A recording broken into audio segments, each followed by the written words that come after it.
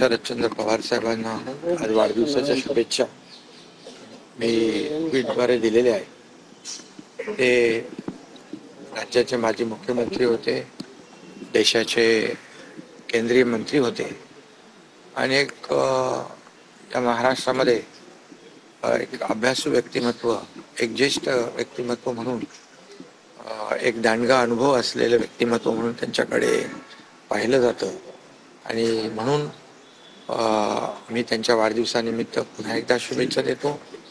त्यांना सुदृढ आयुष्य, दीर्घायुष्य लाभो आणि त्यांना पुढील वाटचालीत देखील खूप खूप त्यांना शुभेच्छा।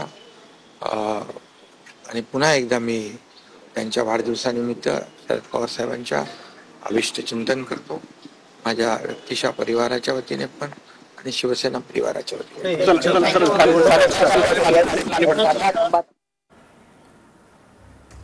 तर पवारांना सुदृढ आणि दीर्घायुष्य लाभो असं एकनाथ शिंदेनी या ठिकाणी प्रतिक्रिया दिलेली आहे।